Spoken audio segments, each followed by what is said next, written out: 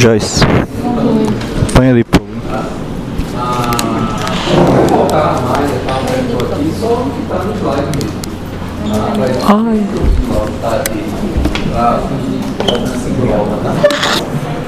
Então lá, definição: icterícia, coloração amarela esverdeada da pele, esclerótica, glucose, bilirrubina séria.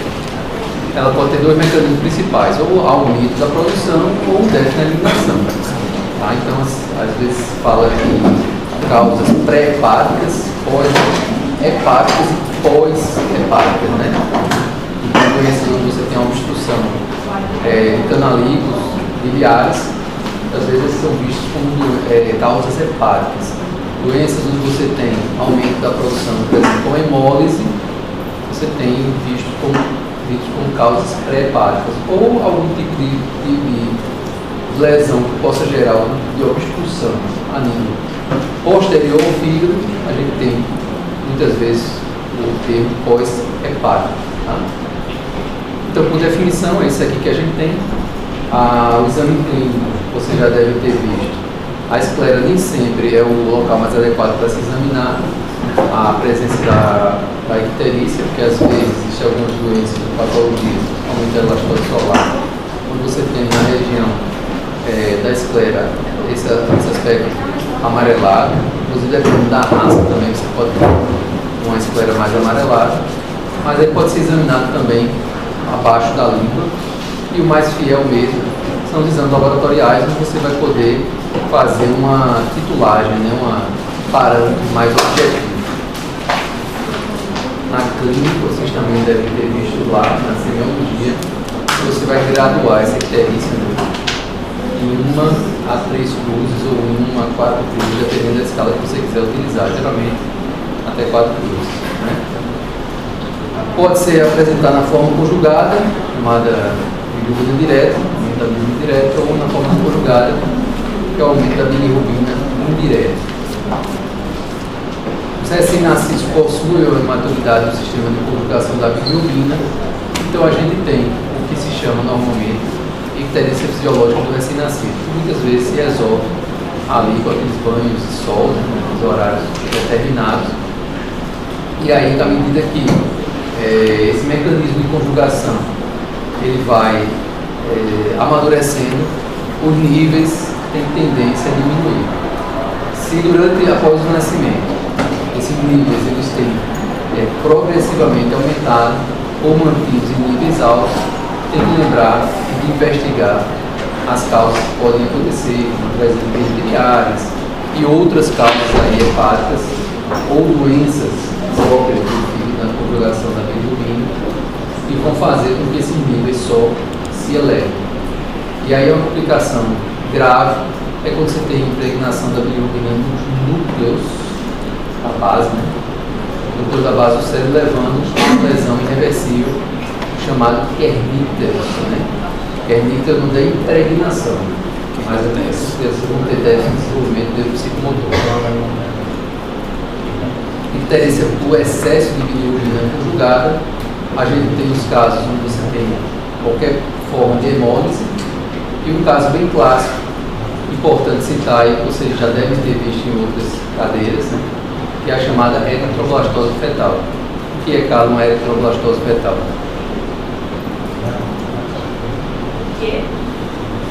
Que é a eritroblastose fetal. Não é possível, só você não sabe. Justamente, como é que se manifesta? Diga aqui. É o RH.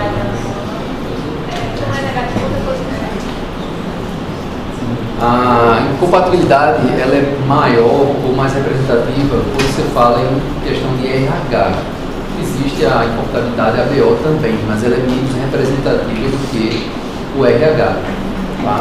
Então, quando a mãe é RH negativo, ela não aceita o RH positivo quando a criança, por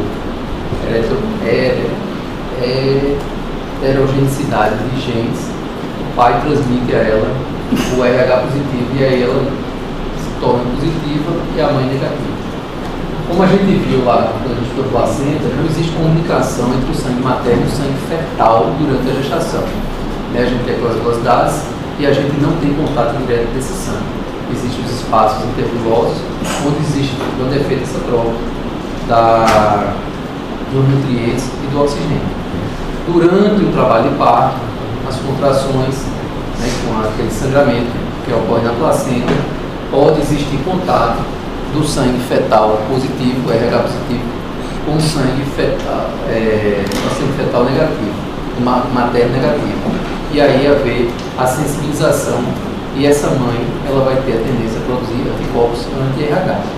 Né? Então, no pré-natal, isso é o aspecto principal, mas a sensibilização para o RH positivo não é obrigatoriamente só do parto.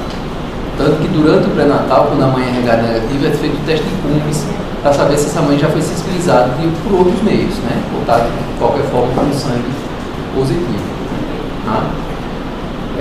Se nesse caso a mãe ela é negativa, e aí quando a criança nasce faz obrigatoriamente a testação sanguínea dela, identifica-se que esse fetinho é positivo, então vai ser preciso fazer uma vacina, eles chamam lá de Matergam, para poder desensibilizar, para ela não produzir esses anticorpos, para que numa segunda gestação, no caso de problastose fetal, vai ocorrer numa segunda gestação, em mães que foram sensibilizadas na primeira gestação, ela desenvolver esse quadro.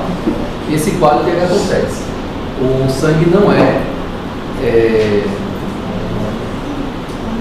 permeável à membrana placentária, mas o anticorpo sim. E aí a criança vai ser imprópria, né? A criança vai ter suas complicações já durante o desenvolvimento fetal e durante o nascimento, os anticorpos circulantes no feto vão gerar uma hemólise maciça. Né? Tanto que um dos tratamentos, nesse caso aí, é a chamada hexadurintransfusão. Então vai ser preciso fazer uma transfusão neonatal no feto e tirar a maior parte do sangue, onde tem um anticorpo circulante, e fazer uma transfusão do sangue sem esse fator. Né? Professor. Oi. Esse negócio aí de FH e desertame, o senhor está falando do hemólise ou do... Da heteroblastose fetal, que é um dos exemplos de hemólise neonatal. Ah, tá. Entendeu? Digamos assim, um exemplo mais claro, né? Um exemplo mais clássico, né, da hemólise. Mas você pode ter outros motivos de hemólise também. Ah, tá. Chegaram duas coisas diferentes. A icterícia por defeito na conjugação da bilirrubina. Então a gente tem algumas doenças hepáticas, né? Você faz o responsável por você unir a bilirrubina com a albumina para entrar na circulação. E aí você pode ter falta da produção e inibição da enzima UDP-gluconeotransferase. Os exemplos aí é do Stringer, Najjar. A tipo 1, você tem uma ausência total dessa enzima e é incompatível com a vida, sendo necessária a realização do transplante hepático. A tipo 2, você tem níveis menores, sendo maior do que 25 mg por decilitro, e responde à fototerapia e o uso de fenobarbital. Também tem as chamadas icterícias flutuantes, né, como no caso da síndrome de Gilbert. A icterícia por alteração da excreção da bilirrubina conjugada, quando você tem qualquer tipo de doença onde você tem a obstrução das vias biliares. Então aí você tem, a gente sabe que uma boa parte da bilirrubina, ela, quando hidrossolúvel, ela é eliminada pela urina, né, pela coloração amarelada da urina, e a grande parte dela é eliminada pelas fezes, através das secreções biliares, quando você tem a chamada esterco de bilirrubina. Então, quando você tiver uma doença obstrutiva das vias biliares, existe o refluxo da bilirrubina conjugada para o sangue, culminando com dois achados importantes aí, que é a colúria e a colúria fecal. A colúria é o aumento da coloração mais escurecida e fica amarela castanhada da urina, e a colúria fecal, quando você tem as fezes totalmente brancas. Na minha época a gente definia com as fezes em massa de vidraceiros. Aí não falou aqui não, falou na outra turma, não chegou aí, né? Hoje em dia é um exemplo que a gente não pode nem usar, porque não existe mais massa de vidraceiro, né? Se você pegar essas esquadrias aí de alumínio com vidro, ou eles têm silicone, ou eles têm aquela borrachinha pretinha que botam lá, mas na minha época, né, há 20 anos atrás, existia uma massinha branca que chamava massa de calefação, que era uma massinha que se usava nesses rejuntos aí de vidro, chamada massa de vidraceiro. Mas as fezes ela fica totalmente branca, é o mesmo aspecto pastoso, mas totalmente branca. É uma coisa que hoje em dia é um achado que a gente vê pouco, porque ela é muito comum na hepatite A, né? Como a maioria de vocês aqui é vacinado contra a hepatite A, vamos ver provavelmente pouco, principalmente em outras doenças obstrutivas das vias biliares. A colestase, a chamada colestase, é a união da icterícia com o prurido e aumento das enzimas hepáticas canaliculares, seria a gama-GT e a fosfatase alcalina. Prurido na pele, que impregna a bilirrubina na pele, gera reação inflamatória e irritação. Na cirrose biliar primária, doença colestática crônica e progressiva causada por inflamação e destruição de dutos biliares intrahepáticos. Provável etiologia autoimune associada a alguma exposição de fator ambiental. Aspecto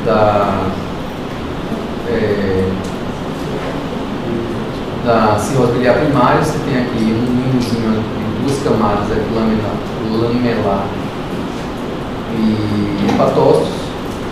Aqui você tem fibrose, ocorrência inclusive de rolhões dentro dos canalículos biliares. O resto é doença inflamatória associada à fibrose. O aspecto cirrótico que a gente tanto falou anteriormente, observado aí no desenho esquemático, num pequeno aumento e no maior aumento. O fígado cirrótico, ele é diminuído de volume, um aspecto borrachudo, mais elástico que o normal, superfície nodular, formando esses nódulos, e quando você faz a avaliação histológica, você encontra justamente a desorganização total daquele aspecto dos glóbulos hepáticos. Lembra que a gente viu como é uma organização do tecido hepático? Você tem aqueles lobos, né, figuras pentagonais, hexagonais ou de outras formas, onde você tem os espaços dos tratos portais e a veia centrolobular com aquela organização dos hepatócitos entre os sinusóides. A inflamação crônica do fígado, ele vai fazer com que a gente tenha essa fibrose entre esse estrato porta, fazendo com que a gente tenha esse arranjo nodular. Aqui a gente tem ninhos de hepatócitos, né, desorganizados, e essa formação de traves bem robustas, unindo inicialmente trato portal e trato portal, e no segundo tempo, quando essa fibrose avança, trato porta e a centrolobular. Professor, antes de chegar de fato na cirrose, dela ocorrer e deixar no rachudo, deixar todo aquele aspecto, ocorre um inchaço anterior de regra? Não. Se no caso o fator que vai gerar a cirrose for a esteatose hepática, sim. No caso, a esteatose hepática, quando você tem, seja ela alcoólica ou não alcoólica, quando você tem retenção de triglicerídeos dentro do hepatócito, ele realmente vai ficar aumentado de volume e aquele aspecto amarelado, né, por causa da retenção de triglicerídeos. Mas em outros, por exemplo, como nas hepatites virais, não. Você obrigatoriamente não vai ter um aumento do fígado. Você vai ter reação inflamatória e essa reação inflamatória vai gerar fibrose.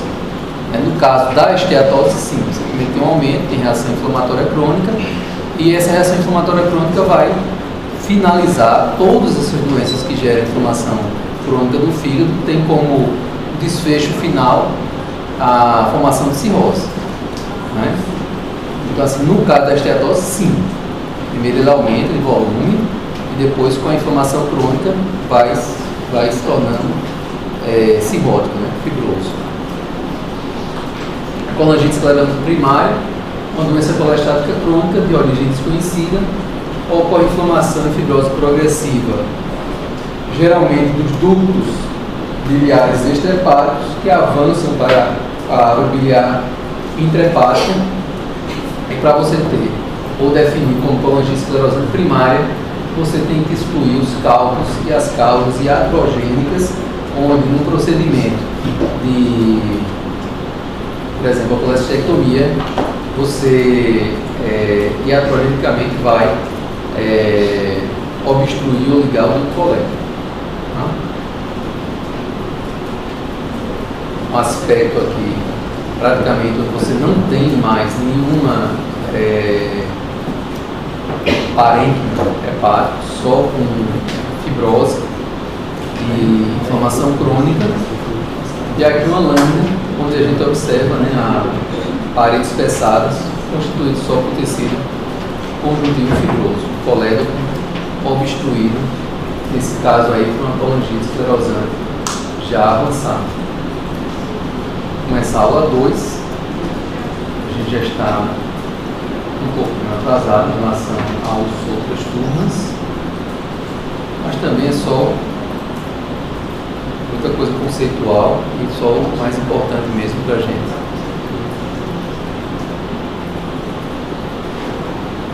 Doenças metabólicas hepáticas, a gente vai ter aí enumerar 4 doenças metabólicas principais.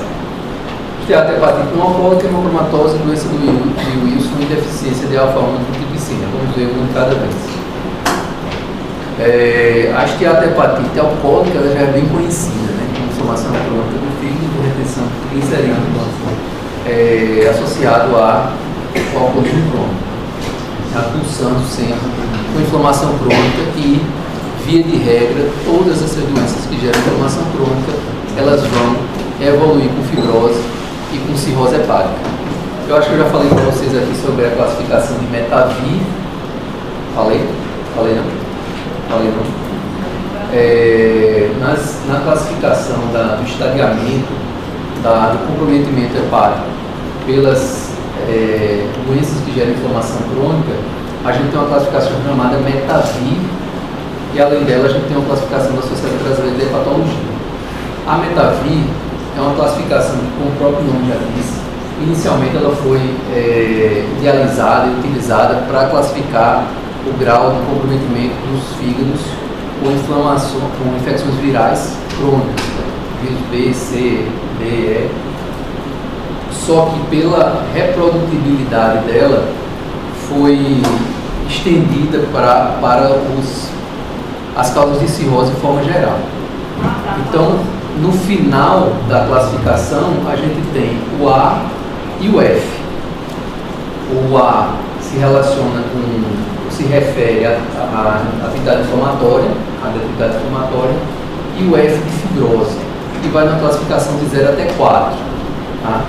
Quando você tem fibrose, obrigatoriamente, geralmente você tem algum grau de inflamação, mas nem sempre a inflamação ela já desenvolve um quadro de fibrose.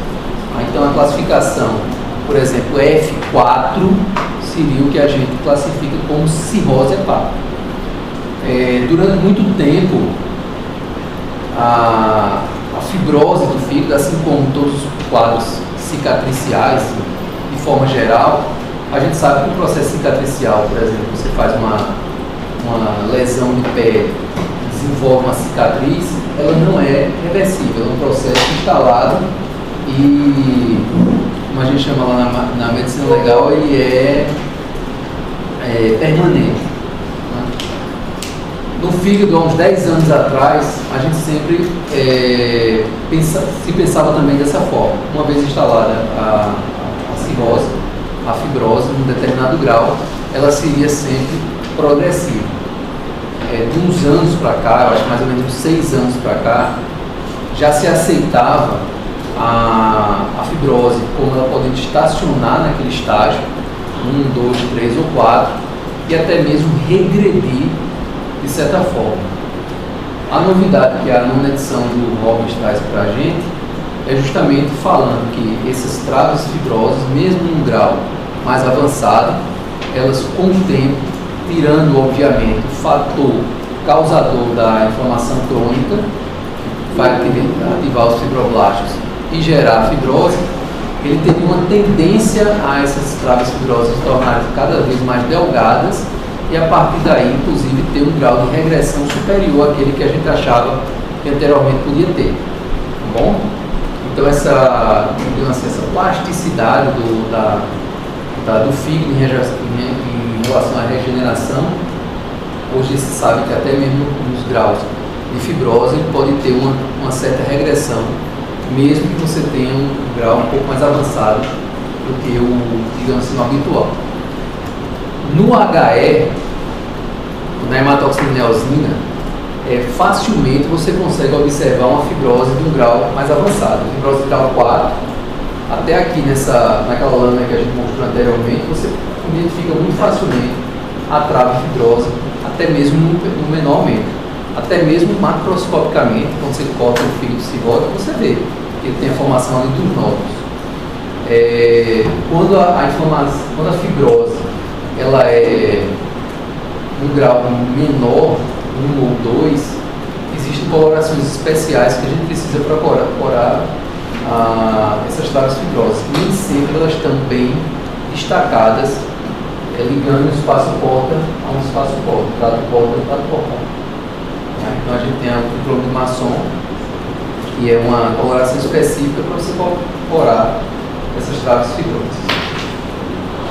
Então vamos lá, na esteatopeptide não alcoólica, doença idiopática, ou seja, não tem uma causa definida, é semelhante à esteatose alcoólica, sendo que diferente da esteatose alcoólica, que é epidemiologicamente muito mais comum nos homens, esse atinge homens e mulheres de forma igual. Está associado, apesar de não ser, digamos assim, não ser uma causa específica, está associado com a obesidade, os quadros de hiperlipidemia, hiperinsulinemia e a resistência à insulina, além do diabetes tipo 2. E o diagnóstico é discussão. Então você elimina as outras causas principais de esteatohepatite, você atribui como esteatohepatite não alcoólica, principalmente quando você exclui o alcoolismo. Os achados histopatológicos, dentro do hepatócito você vai ter a formação de grandes vesículas de triglicerídeos. A gente sabe que no processamento, como a gente mostrou lá anteriormente, durante o processamento o xiló consome o triglicerídeo e a parafina substitui esse espaço vazio e aí no preparo surgem como grandes vesículas, grandes áreas descoradas dentro do citoplasma. Nesse espectro progressivo, como toda a maior parte dessas doenças que pulsam para o final de cirrose, no caso você tem esteatose, com inflamação multifocal, formação dos corpúsculos e além de Mallory, lembrando, são aqueles concreções, aqueles concentrados de citoplasma que se tornam mais alaranjados, mais eosinofílicos no hepatócito, morte de hepatócito pulsando com fibrose sinusoidal e evoluindo para o quadro de cirrose. Então, a maior parte, seja viral, seja pela própria inflamação crônica do paciente que é clinista crônico, ou até naquele caso atípico que eu apresentei para vocês, do paciente que era com uma diabetes descompensada com quadros superiores a 400, 500, 600 de glicemia, a própria glicose agindo como um fator de inflamação crônica, gerando inflamação crônica gerando quadro de fibrose hepática. Os pacientes geralmente são assintomáticos, como a gente falou já anteriormente, a maior parte dessas doenças hepáticas, quando elas vão estar, as que dão sintomatologia aguda são aquelas que dão obstrução canalicular, pulsando na maior parte das vezes com edema e com obstrução desses tubos biliares, com aparecimento de icterícia precoce. Na maior parte das doenças inflamatórias que vão insidiosamente gerando fibrose no fígado, o quadro muitas vezes só é sintomático a partir dos 80% de comprometimento da função global. Mas, nos casos onde você vai fazer um acompanhamento ou um achado incidental, chamado exame de rotina anual, onde você pede ali os exames de bilirrubina, fosfatase-alcalina, exame GT, principalmente TGO e TGP, que são os mais comuns, você pode ter uma elevação dessas enzimas hepáticas. Nesses pacientes, 10 a 30% vão evoluir para cirrose. É a principal causa de cirrose ser uma causa bem definida, então, assim, ser uma causa base, não seja bem definida. E a associação com carcinoma hepatocelular, diferente da hemocromatose, não está ainda bem definida. O tratamento, medidas gerais, como dieta e exercício físico. Naqueles casos refratários, você pode precisar de algum tipo de medicação, daquelas estatinas ou dos fibrados, para poder tentar diminuir o triglicerídeo. Tá? Qual aí, Maria? Perguntou qual é o filho do normal, qual é o filho do... Vamos falar fudido, vamos falar ferrado. Qual que é o número desse slide do senhor, professor? Qual é o número? É. O que tem? Então, por que você quer saber o número? 7 de 57, 9. Porque o senhor pediu para avisar na última aula que o senhor parou no slide 30 de 43. Mas foi da aula anterior, a gente terminou agora. Ah, É da aula 1, essa é a aula 2. Tá bom? Então aí está bem clara a diferença entre o fígado gorduroso, o fígado da esteatose, e o fígado normal. O fígado normal ele tem um tamanho. esse amarelo, ele está amarelo por dentro também ou só a capa dele? Todo. Aqui é um corte, né? Aqui não é a capa, aqui não é a cápsula, não. Ele é um corte transversal aqui no fígado. Tá? Quando fala gordura do fígado, não é que está em volta, está dentro? Não, ele está dentro da célula. Está disseminado de forma geral. Não é feito a gente tem a gordura visceral que fica ali no epíplon, fica ali na raiz do mesentério, não. É intracelular. Tá? Então isso aqui é o aspecto do fígado gorduroso. Enquanto você tem o fígado normal aqui, com essa superfície acastanhada, com essa borda romba, né, descobangulada, aqui na extremidade dele, aqui a extremidade palpável, né, que geralmente pode ser palpável aí poucos centímetros abaixo do reboto costal. Aqui no fígado esteatótico você tem um aumento do volume. O volume normal em média 1.500 gramas, aqui você vai ter o fígado que vai ter 2.000, 2.500 gramas. Né? Inclusive é o princípio lá que a gente falou lá do patê de foie gras, né? Você pega o ganso, empurra comida nele, o bichinho fica com o fígado gorduroso, e aí mata, faz um extrato ali daquele, tritura aquele fígado e faz um patê de foie gras. Né? Que é uma iguaria austríaca caríssima. E aí nesse slide aqui, a gente, para abreviar, a gente tem as vesículas, né, triglicerídeos. Na verdade, elas se mostram aqui descoradas, como eu falei para vocês, o xilópio dilui o triglicerídeo, solta o triglicerídeo, e eles ficam representados nesse espaço vazio. Algumas células aqui mostram os corpúsculos de Mallory, né, que são essas concentrações citoplasmáticas, um aspecto mais eosinofílico, né? E aqui, inclusive, você detecta alguns hepatócitos mostrando balanização, tumefação, inclusive necrose hepatocitária. Aqui a gente tem filtrado inflamatório, foi? Esse vazio é a gordura? Isso aqui é o triglicerídeo dentro da citoplasma, do citoplasma do hepatócito. Tá? Tem outras imagens até melhor. Aquela ali a gente classificaria por essa imagem aí. Digamos assim, a gente tem um índice pequeno de hepatose comprometidos, a gente diria que seria uma esteatose leve, o grau 1. Uma imagem como essa aqui, onde praticamente todos os hepatócitos estão comprometidos, estão com a macrovesícula de triglicerídeo, a gente diria que é uma esteatose grau 3, uma esteatose acentuada. Tá? Aqui mais uma ilustração, onde você vai ter a imagem, o desenho esquemático do fígado normal, e a imagem histológica do fígado normal, né, com os hepatócitos bem definidos. Aqui você inclusive encontra entre as traves de hepatócito os sinusoides. Aqui numa classificação intermediária entre aquele primeiro que a gente viu e o último, seria uma graduação meio que de moderado a acentuado. Você nota que praticamente mais a metade dos hepatócitos ou mais está comprometido com essas vacuolas de triglicerídeos. E aqui o aspecto macroscópico daquele fígado aumentado em volume e com a superfície amarelada. Tá? Essas cirurgia a esteatohepatite não alcoólica. A hemocromatose, uma segunda doença metabólica hepática, interesse da gente, é quando você tem um acúmulo anormal de ferro no corpo, geralmente por aumento da absorção de ferro pelo organismo. Pode ser considerada primária ou secundária. O normal no nosso organismo é ter de 2 a 6 gramas de ferro, sendo que 0,5 fica concentrado no fígado. A hemocromatose geralmente manifesta em torno de 50 gramas de ferro no organismo. Tá? Em condições normais existe um equilíbrio na absorção e na eliminação de ferro. Na hemocromatose hereditária, você perde a regulação da absorção, você absorve mais ferro do que o habitual. E esse acúmulo de ferro vai ficando entre meio e 1 grama por ano.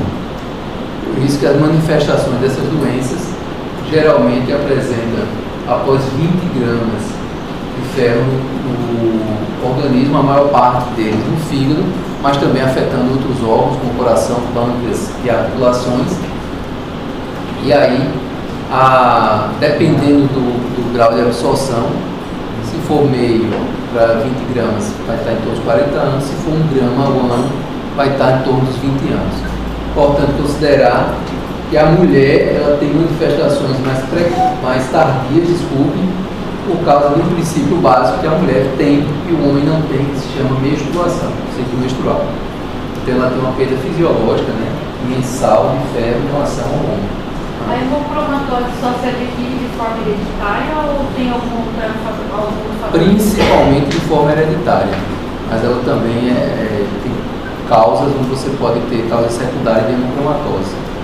Infecções perineal pesado, doenças hepáticas adquiridas, onde você pode ter também um aumento na absorção. Doenças ou dietas ricas em ferro, entendeu?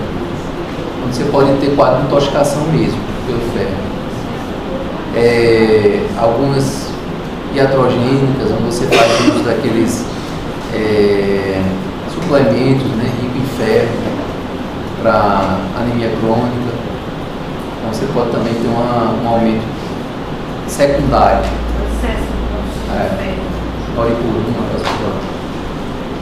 Então, epidemiologicamente, os homens são mais atingidos do que as mulheres, 5 a 7 para uma mulher. E como a gente falou, os sintomas são mais precoces no homem porque não tem a perda mensal de ferro como na mulher. Com patogenia, peroxidação lipídica por meio de reação de radicais livres catalisados pelo ferro, estimula a formação de colágeno, quando estimula a formação de colágeno fibrosa, estimula a cirrose hepática, e além dessa formação da cirrose hepática, esses radicais livres também agem diretamente sobre o DNA do hepatócito, fazendo com que esses pacientes tenham um risco 200 vezes maior do que o habitual, que a população em geral, ou seja, dos não afetados por hemocromatose, desenvolver câncer, carcinoma hepatocelular.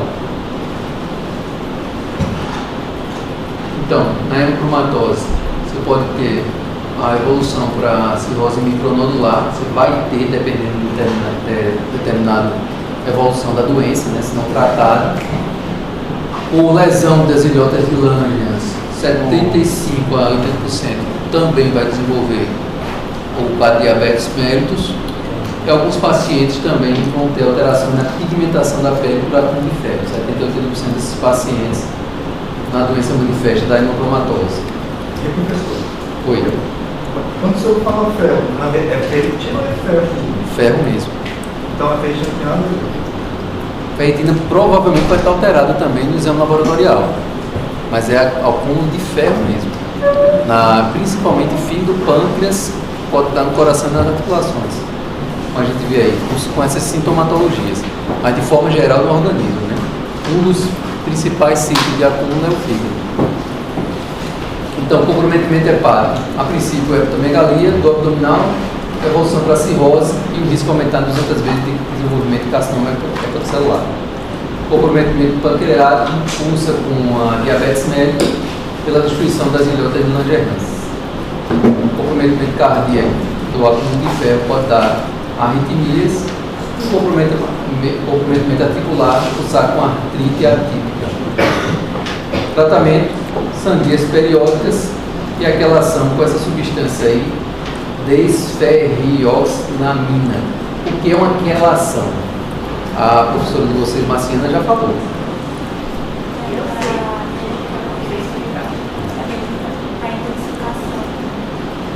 É quando você usa uma substância que ela se liga a algum tipo de metal pesado, geralmente, que gera intoxicação no organismo, na maior parte das vezes, retirando essas doenças hereditárias por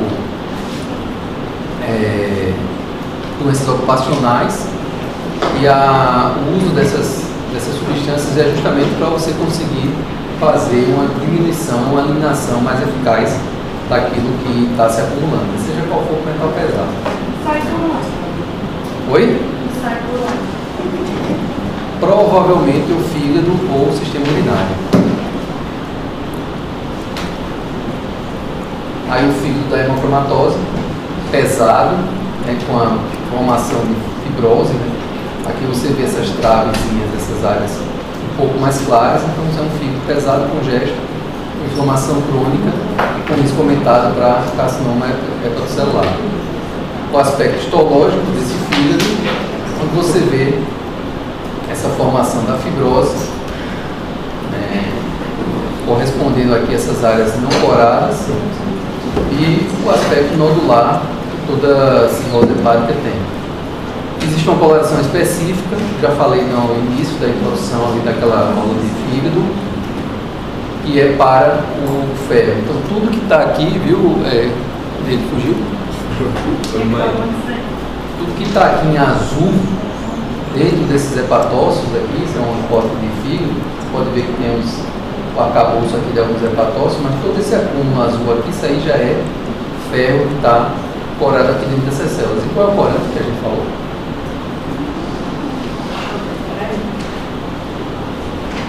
Isso daí é um hepatócito? Isso aí é um corte histológico de um fígado. Então aqui a gente tem vários hepatócitos, tem vasos, tá?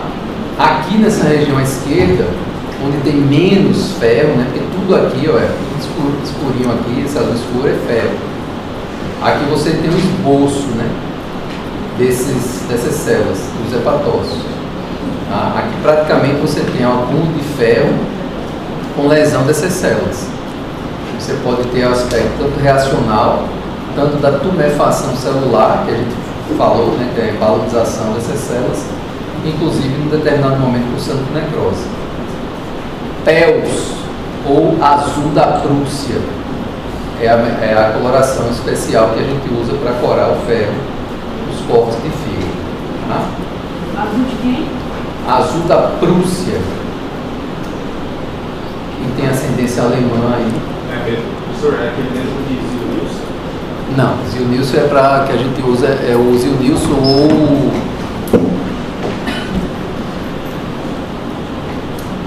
tem outro nome do Zilnilson. Zilnilson a gente usa para bacilo alcoócito resistente. Ele é parecido porque ele usa o azul de metileno, o azul toluidina e a fucsina. A fucsina cora as bactérias, né? Mas o aspecto é parecido, mas é totalmente diferente, é outra coloração, entendeu? Porque o Zilnilson fica também todo azul, né? E só as bactériazinhas que coram com a fucsina, com aquela coloração avermelhada, né? Magenta. Mas a coloração é diferente. Se você pegar um Zilnilson e colocar aqui, não vai corar do jeito que você coraria, não. Nessa imagem aí, se são hepatócitos, por que ele não está aparecendo naquele formato de 6 lados? É só se 10, não? Não. A coloração especial, diferente do hematoxineosina, que vai corar o núcleo com hematoxilina, e o citoplasma, a membrana citoplasmática de eosina, de laranja, ele serve para uma finalidade específica. Tanto que quando você faz uma coloração especial, você não faz só a coloração especial, você cora tanto o HE como a coloração específica que você quer corar determinada estrutura. Na maior parte dessas lesões aí, principalmente quando você tem um grau de comprometimento desse, ele não vai ter mais aquele arranjo lobular, porque ele já está no quadro de cirrose. Né? Então assim, Marina, se você olhar isso aqui é um HE. Tá? O que é HE? Hematófise neosina. Ou então outro tipo de coloração adaptada, mas não é uma coloração específica para o ferro. Mas aí você nota que você tem os hepatócitos, apesar de estar no pequeno aumento, você vê esses ninhos, esses nódulos, que são formados por hepatócitos, e aqui é área de fibrose, entre eles. Então aqui é um fígado cirrótico, tá? De uma hemocromatose. Mas o ferro, nesse caso aqui, ele é invisível a essa coloração. Para eu corar especificamente o ferro, e aí nesse caso aqui, eu não quero estudar a forma do hepatócito ou a estrutura geral histológica do aspecto aqui, porque eu já vi no HE como era. Eu quero dosar, digamos assim, eu quero titular o comprometimento desse fígado com o ferro, entendeu? Então, para mim, o importante aqui não é o hepatócito. Para mim, o importante aqui é o azul, é o que tem ferro, entendeu? Se eu pegar um fígado normal e eu fizer essa coloração, ele vai corar pouquíssimo em azul. Ele vai ter mais ou menos esse aspecto aqui desse azul bem clarinho. Vai ter esse azul escuro que está impregnando, que está reagindo com o ferro, para poder me mostrar a quantidade de ferro que tem nesse fígado. E as colorações especiais servem para isso, né? Para você identificar estruturas que seriam invisíveis ao HE. Na hematoxineosina não ia aparecer as concentrações de ferro, você podia ver até as repercussões desse ferro, você podia ver edema no hepatócito, você podia ver necrose no hepatócito, você podia ver reação inflamatória, você podia dar o diagnóstico de cirrose, mas você não ia poder atribuir a causa. Entendeu? A finalidade dele é justamente essa. Mas aí nessa condição, do mesmo jeito, ele não fica daquele formatinho de 6 lados. Nesse quadro aí evoluído, não, porque ele já está com cirrose. Mas você no quadro anterior a esse, quando você não tivesse um comprometimento tão importante, você poderia ter o aumento do ferro, mas você ainda poderia ter aquele aspecto ao HE do lóbulo hepático, né? O aspecto que você fala em 6 lados é o lóbulo hepático. Tá bom?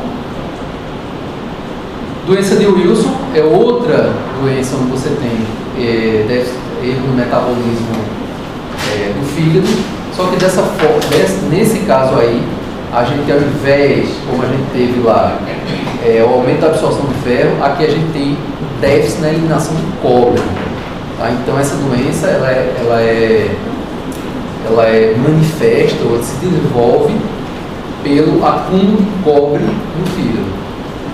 Então é uma doença genética marcada pelo acúmulo patológico de cobre no organismo, afetando principalmente o fígado, o cérebro e os olhos. A patologia é principalmente pela deficiência na excreção de cobre pela bile. Tá? Então as alterações hepáticas, deposição gordurosa, núcleos valvulados e a necrose focal. Inflamação de moderada a grave com necrose hepatócito, esteatose macrovesicular, corpos de Mallory e necrose hepática maciça. No cérebro você vai ter atrofia ou captação dos núcleos basais, núcleos cutâneos, e no olho vai ter um achado bem específico, após determinada idade, com acúmulo de determinada quantidade de ferro, a presença dos anéis de Kaiser e Fleischer. Achados laboratoriais, diminuição da célula plasmina sérica e aumento do conteúdo hepático do cobre. E a excreção urinária aumentada do cobre. Ou seja, se ele não está secretando na bile, ele vai ter aumento na circulação sérica e vai ter um aumento na excreção urinária, porém que não consegue fazer a eliminação total. Como é que a gente vai determinar o aumento do conteúdo hepático de cobre? Que exame a gente vai fazer? Vai olhar na sequência. Vai cortar um pedaço. Pronto. Professora, eu não entendi. Cobre. Cobre. É um erro genético também. É um erro genético, uma alteração genética. Não, aqui ela não consegue. Tem um erro na eliminação das células hepáticas, não consegue fazer a eliminação do cobre e ele retém. Ele não consegue lançar o cobre para a vida. Né? É um teste na excreção do cobre. A absorção vai ser normal, tem que ter um equilíbrio entre absorção e eliminação. A absorção vai continuar sendo normal, não vai ser mais exagerada como a do ferro, só que aí ele não secreta e ele retém. Mas ainda foi no caminho certo. Para fazer a dosagem de conteúdo, que é um exame pouco usual, você tem que fazer a extração do fragmento hepático, você tem que fazer a maceração, né? Você vê quantos miligramas de fígado tem lá, e aí você faz a retirada, né? Vai fazer a dosagem direto do cobre por miligrama. Quantos miligramas de cobre tem por milímetro cúbico de tecido hepático. O tratamento é aquela ação do cobre com essa substância aí chamada de penicilamina. Aquela ação, como a gente já falou, é onde você usa uma substância que vai se ligar ao cobre e facilitar a eliminação. Na prova, se colocar só aquela ação do material, tá bom? Está errado. Isso aí provavelmente vai ser uma questão de martelo. A parte de fígado e pâncreas aí é improvável que a gente coloque. Anel de Kaiser. Anel de Kaiser Fleischmann. Não sei qual foi a turma aí, não sei se foi da outra turma aqui da FUNC, ou foi da Metropolitana, que a menina disse: ah, meu Deus, que lindo, olha como fica bonito. O olho do paciente fica azul. Eu disse: não, o olho do paciente já era azul. O anel de Kaiser Fleischmann é justamente essa área, né, ou retenção de cobre que fica aqui na periferia do olho, né? Eu já estava desejando isso. E aí a gente tem uma coloração, viu, Marina, específica. Essa aqui você consegue ver muito melhor o arcabouço dos hepatócitos, né? Você observa aqui que tem um número mais concentrado de hepatócitos, aqui você vê umas áreas de fibrose entre hepatócitos, você vê a questão da tumefação hepatocitária, né, até algumas necroses de hepatócito. Isso é uma coloração específica para o cobre, tá? É a rodanina, uma coloração específica para o cobre. Então tudo que está mais aqui, marronzinho aqui, mais escuro aí, é cobre dos hepatócitos. Aquele acúmulo ali do lado esquerdo, o que é essa bagunça? Aqui? Grandão. Não. Bem na metade da foto inteira. Isso aqui é uma área de hepatócitos que captaram mais, que tem mais cobre do que os outros, tá? Mas via de regra, a coloração é para ser assim, ó. Se você pegar um fígado normal e botar a rodanina, ela é para ficar toda acinzentada, não é para ficar com essa coloração mais alaranjada aí, né? Mais avermelhada. Tudo aqui é Quer cobre. dizer que está pior, né? Sim, nessa área está um pouquinho mais reagente, digamos assim, né?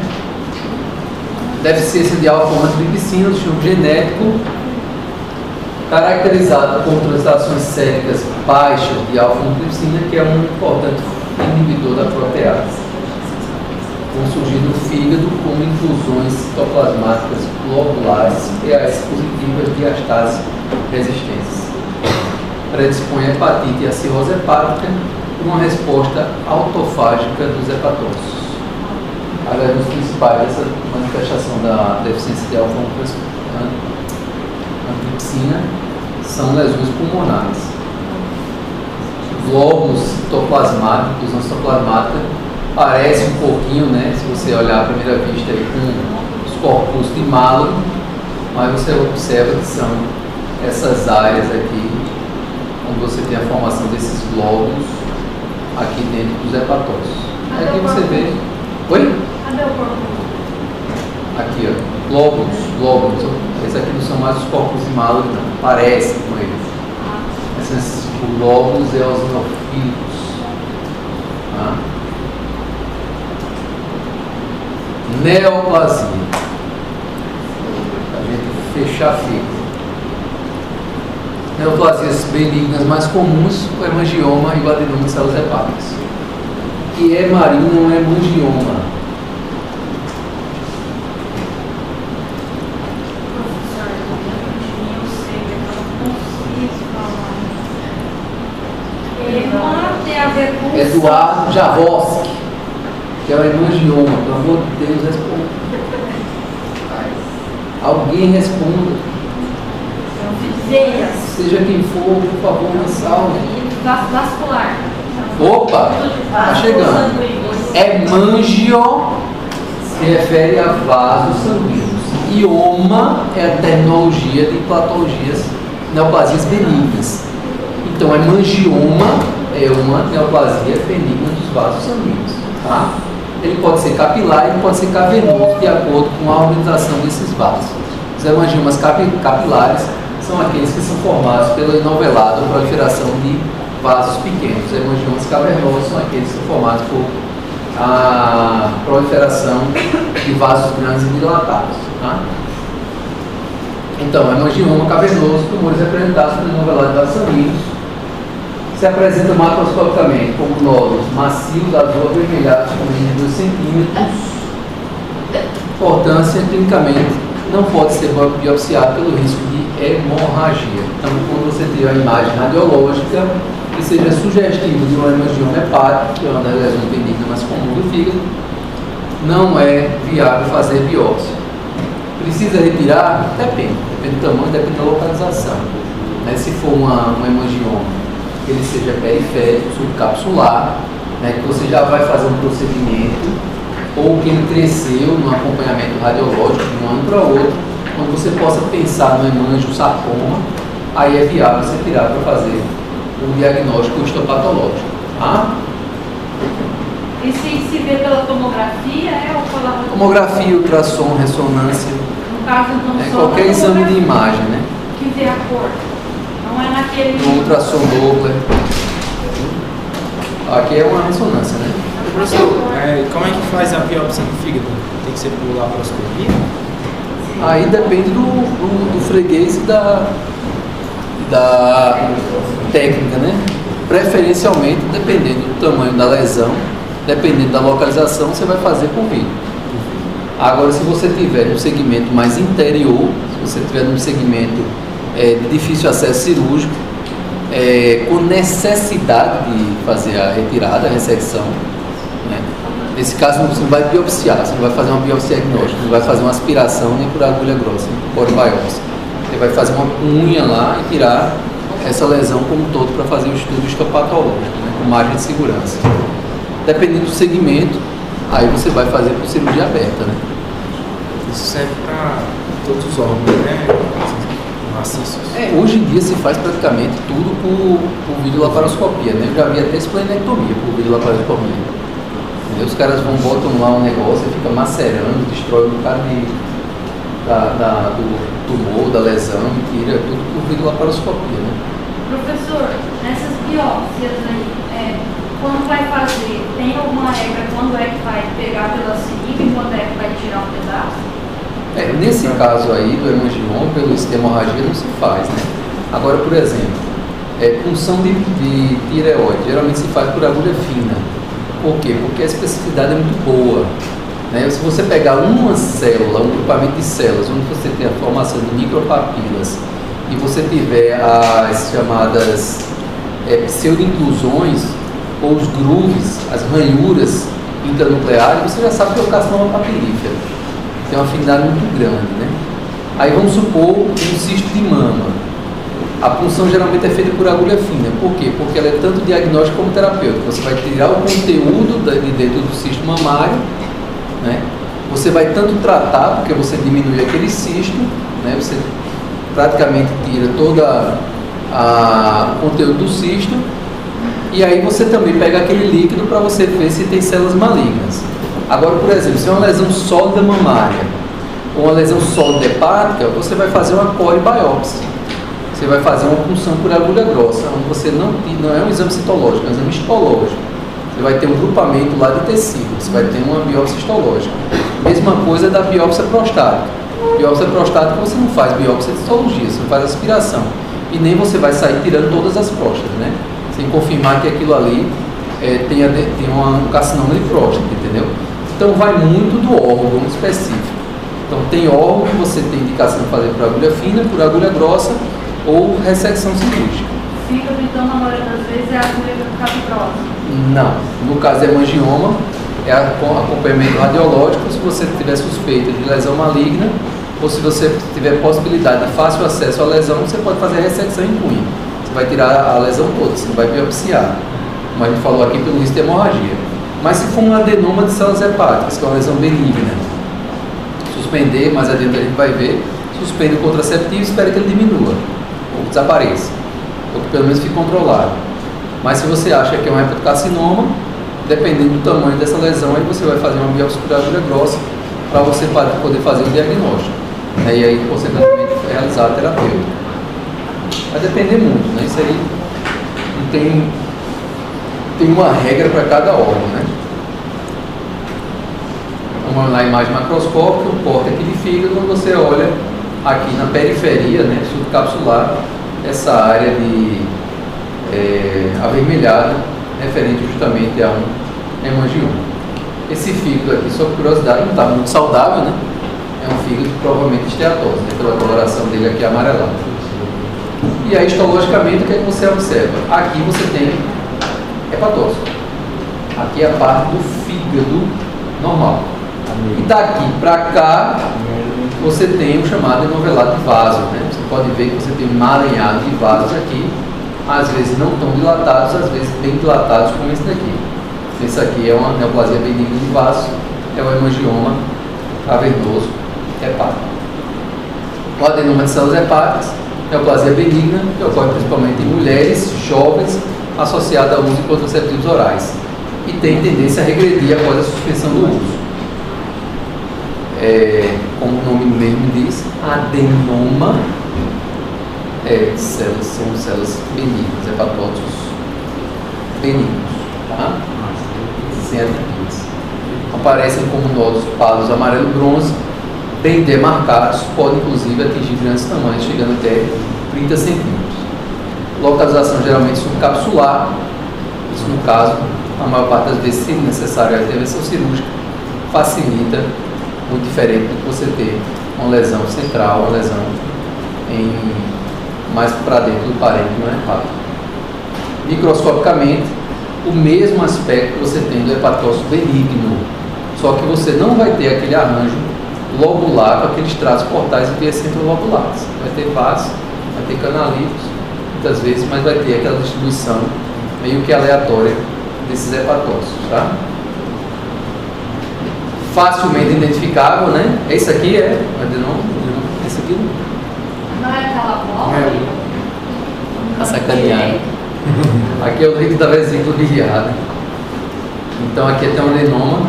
Você vê que você conhece rapidamente, ou imagina rapidamente que é uma lesão benigna, porque você observa, inclusive, que nessa região aqui onde ele prolifera ali para subcapsular, ele afasta o parênquima hepático aqui adjacente, tá? Ele tem uma cápsulazinha. Oi? Por que ele afastou? Porque ele é benigno, ele cresce devagar. Ele não cresce infiltrando, ele cresce afastando, né? Aqui você vê ele bem delimitado. Nesse caso, ele é um pouco menos esofítico do que aquele. Aqui ele quase praticamente, apesar de subcapsular também meio intrahepático, mas bem delimitado. Então as lesões benignas muitas vezes formam uma pseudocápsula, né, acinzentada fina, porque eles vão afastando o parênquima adjacente. O carcinoma hepatocelular, principal neoplasia maligna primária do fígado. Carcinoma hepatocelular. Agora eu vou fazer uma pergunta que todo mundo vai errar. Qual é a principal neoplasia maligna hepática? Carcinoma hepático. Quem discorda ou concorda com a Marina?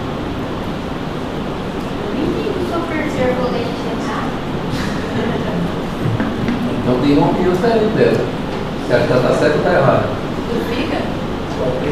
Qual neoplasia maligna hepática? Não é uma adenoma. Está escrito aí no Mas é relativo. que Qual é a neoplasia maligna mais comum do fígado?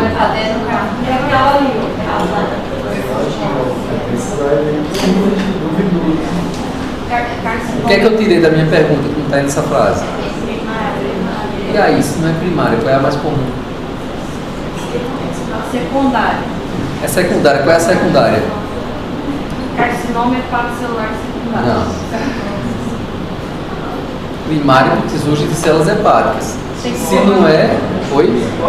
Não, cirrose não é câncer. Tem que ser maligno. Tem que ser maligno. Carcinoma intracelular. Carcinoma.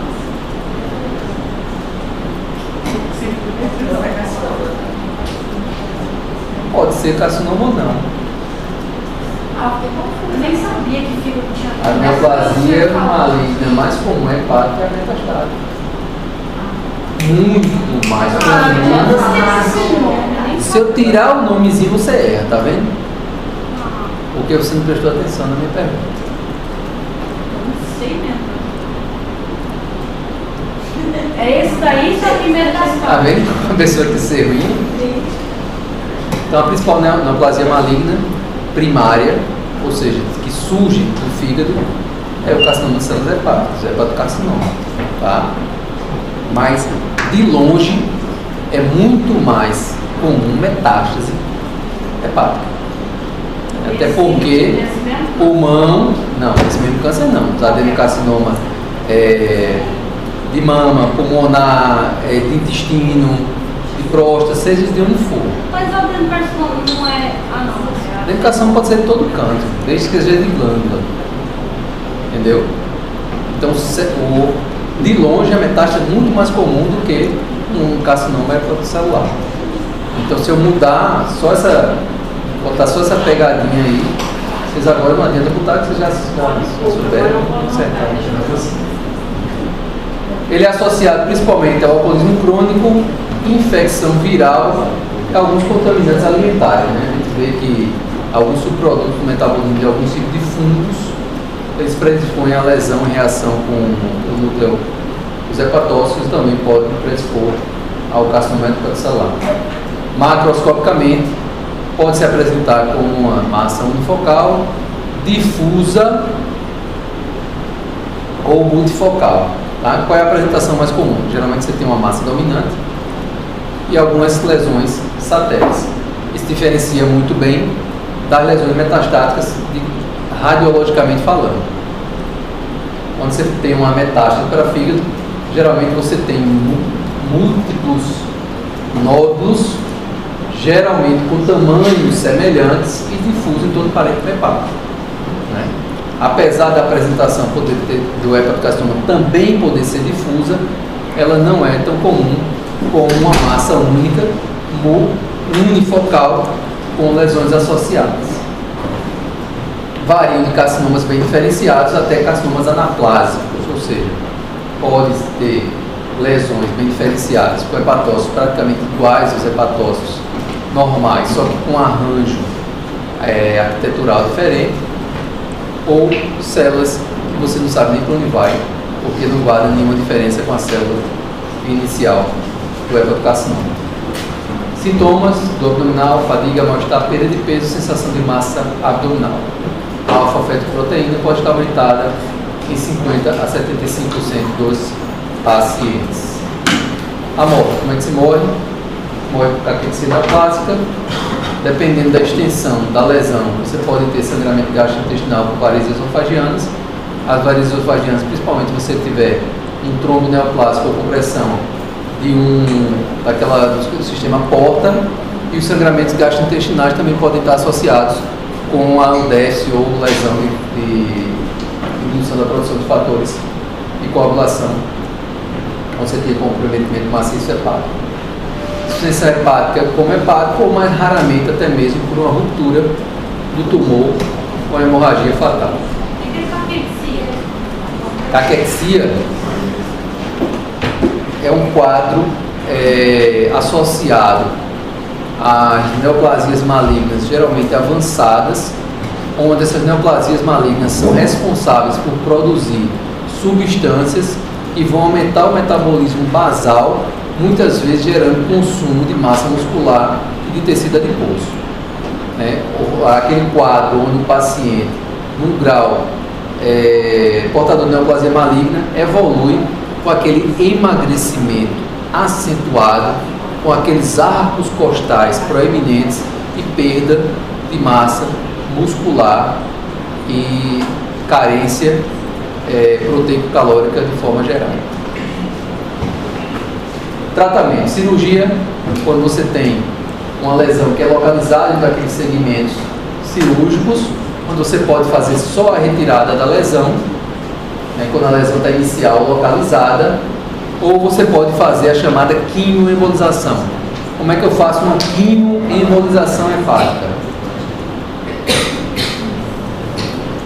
Cadê? Eu ouvi sua voz ainda. Diga pra gente aí como é que você faz uma quimioembolização hepática.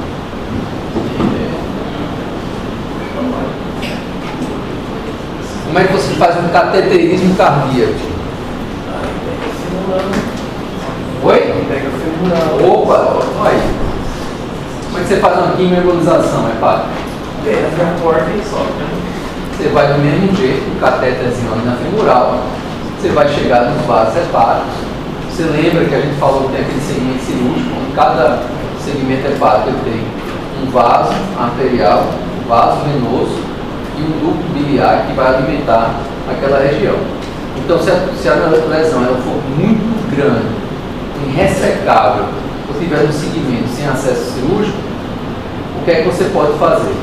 Você vai pegar, fazer o cateterismo desse vaso, você vai levar um quimioterápico que diminua o volume tumoral, destrua essas células. Às vezes você pode ser um tratamento paliativo para você diminuir o volume tumoral, ou às vezes você pode ser um tratamento coadjuvante, né, uma quimioterapia neoadjuvante. O que é que significa uma quimioterapia neoadjuvante? É quando você vai diminuir o volume tumoral para você depois programar a sua cirurgia, né? E aí você, junto com o quimioterápico, você infiltra um veículo oleoso que vai, entre aspas, embolizar, né?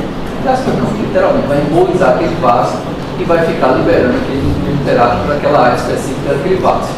Tá? Eu tive a oportunidade de, uma vez, acompanhar no meu internato um procedimento desse aí.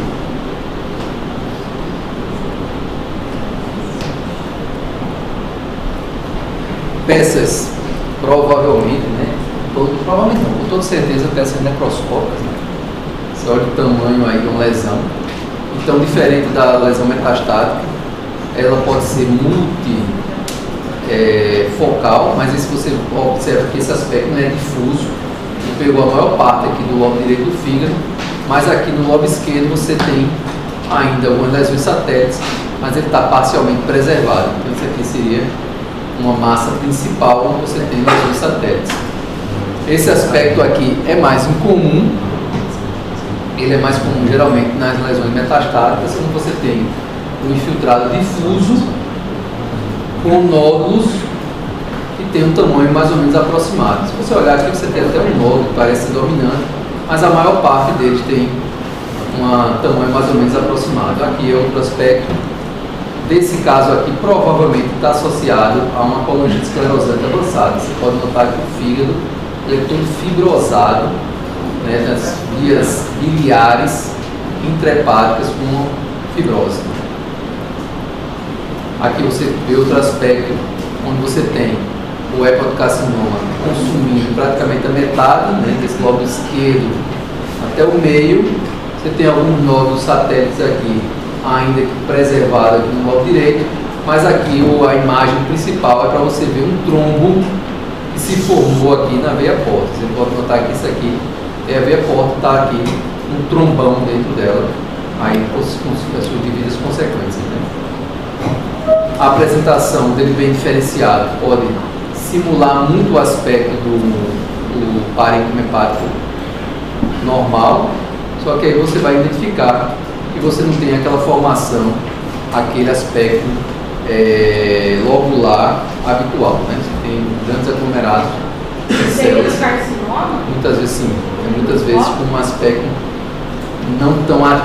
como aquele que a gente viu anteriormente. Aqui um aspecto mais indiferenciado do que aquele inicialmente. Você vê hepatócitos com grandes nucleus aqui, inclusive com esses arranjos angulados, né? Aspecto bem infiltrativo. O colangiocarcinoma é uma neoplasia maligna hepática mais rara, que é originada da árvore biliar, né? Ingresto hepático. Como causa, a gente tem a colangite esclerosante, doenças fibropolicísticas, e antigamente se usava esse contraste aí chamado toratraste, que também era bem responsável por esse tipo de lesão. O colangiocarcinoma que atinge as vias biliares principais tem um nome específico, como é o nome dele? Como é o nome dele? Do colangiocarcinoma que atinge as vias biliares ali principais, o hilo hepático. Um aluno, eu falei para vocês da primeira turma, eu falei para você, não lembro, acho que foi qual turma. Um dos alunos das primeiras turmas aqui da FIC, eu acho que da terceira turma, foi meu aluno. Ele, depois de formado, menos de um ano depois de formado, ele desenvolveu um carcinoma de vias biliares, ali o carcinoma do hilo hepático, chamado tumor de Klatsky. Um colangiocarcinoma de vias biliares, e morreu com 3 meses depois. É muito raro, é muito rápido, o prognóstico é muito ruim, né? Que nem aquele do pâncreas, né? São também de vias biliares, né? Então, assim, essa lesão ela tem um prognóstico muito ruim, né? Um faleceu com uma tristeza muito grande e tal, não sei o quê. Mas, assim, quando você tem um diagnóstico desse tumor de Klatsky, aí é muito difícil, seja em qualquer fase, como também os carcinomas concretos. Sintomatologia, doença obstrutiva das vias biliares, prognóstico ruim, 25% só, ou seja, 1 a 4 sobrevive a 1 ano, 13% sobrevive até 2 anos. A média de vida é de 6 meses apenas após a doença. Tá? O aspecto difuso do colangiocarcinoma, o aspecto histológico, né? Diferente daquele lá onde você vê o hepatócito bem definido, aqui você vê essa estrutura aqui de ductos, né, biliares infiltrativos, mal formados, né? Você identifica bem que são ductos biliares, e aí esse aspecto também de, como é que chama aqui, na desmoplasia neoplásica, que é a fibrose gerada pelas substâncias secretadas pela neoplasia maligna. Aqui você tem um aspecto até menos diferenciado, que aquilo você praticamente nem consegue identificar a estrutura ductal, né? Tumores metastáticos, principalmente mama, pulmão e colo, se apresentam como lesões múltiplas disseminadas, como a gente já falou. Quando há necrose da região central dessas lesões, elas podem dar um aspecto deprimido no centro, formando uma lesão delicada. Pode haver icterícia e alteração, devido a alterações nas enzimas hepáticas. É só por hoje. Gente, à tarde eu vou tentar fazer esse ultrassom aqui da minha panturrilha, tá? Então é bem provável, né, que a gente não tenha.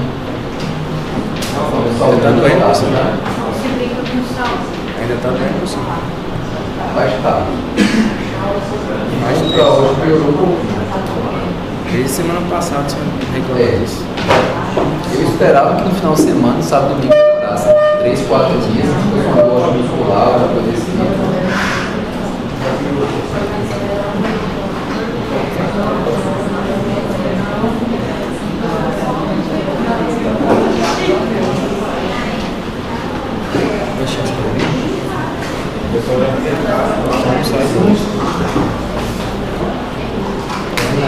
Ok?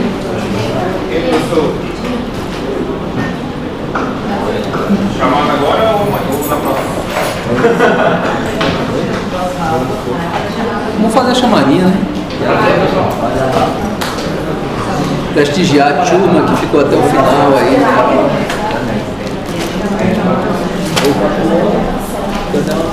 Vou colocar aqui minhas.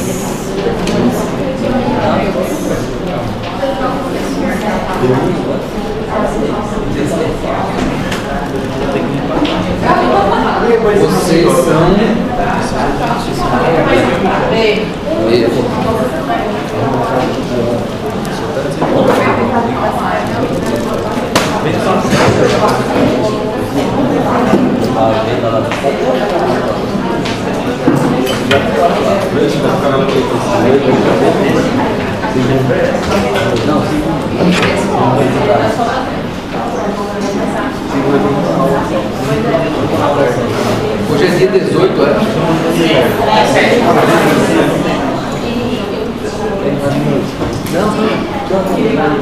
Amanda Braga. Amanda Onofre. Ana Beatriz. Andressa. Ana Luísa. Bruno. Carla Caroline Monteiro Rodrigues Araújo. Cecília. Clara Ketlin. Crisley. Diego. Eduardo. Elber. Emanuel Patrick. Eric Daniel Choques.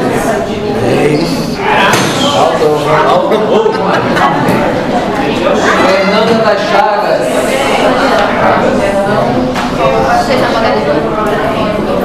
Flávio. Presente, professor. Gabriela. Gabriela Luxemberg. Everton.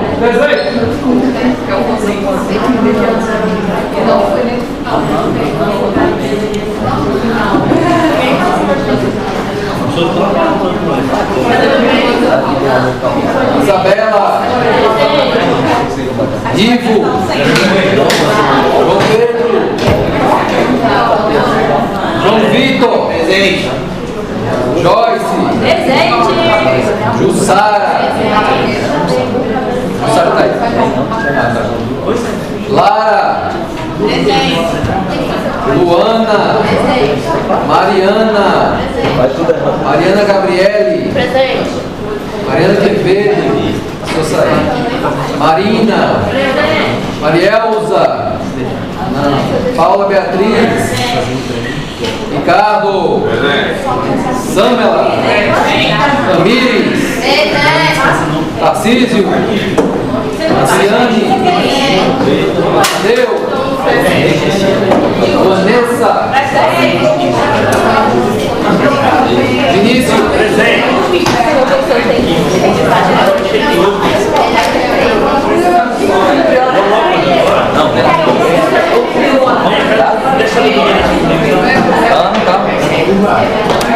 Não deixa de ver essa perna não.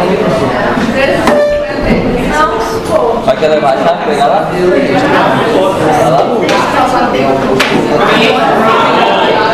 Você tá perto do mim?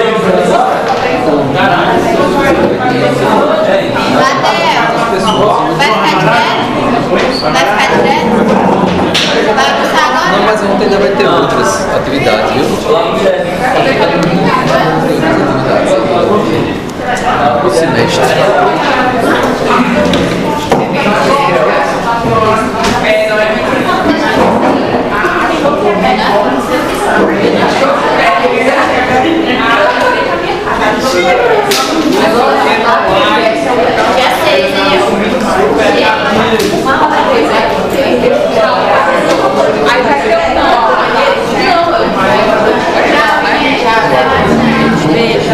Tchau, professor. Mas é melhor como você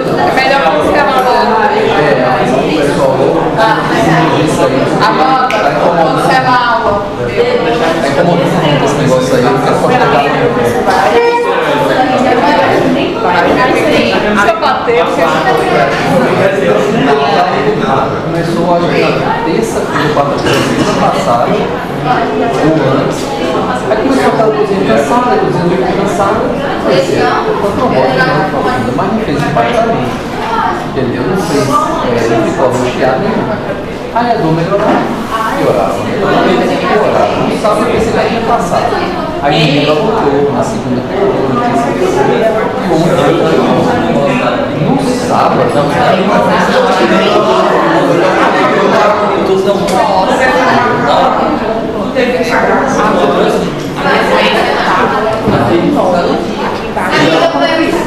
E do outro lado, você vai ficar aqui. Eu vou lá pra frente. A gente pensou que isso era pior, porque o show aqui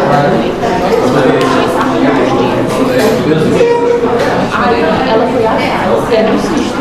Ela disse, se não lá, é social. espiral é o cisto de peito. É o cisto que fica na face Aí formou aqui, ó. Não aqui só na mais embaixo. Aí o cisto de peito é específico da região posterior do peito. Isso, cisto de peito aqui. Aí ela fez ultrassom, aí o cisto estava desfazendo. Um cheiro! O meu documento é alguma coisa, sei lá, uma coisa sem suportar, depois eles não é o plasma. Não, Deus me livre. Não, hoje eu vou tirar a dúvida, porque eu não aguento mais não. Você vai fazer com o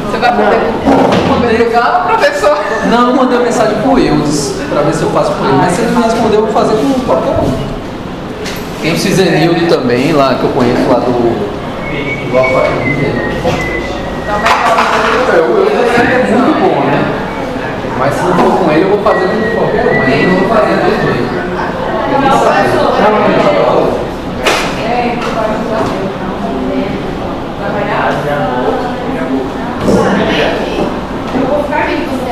Não vou passar nada, pode ver.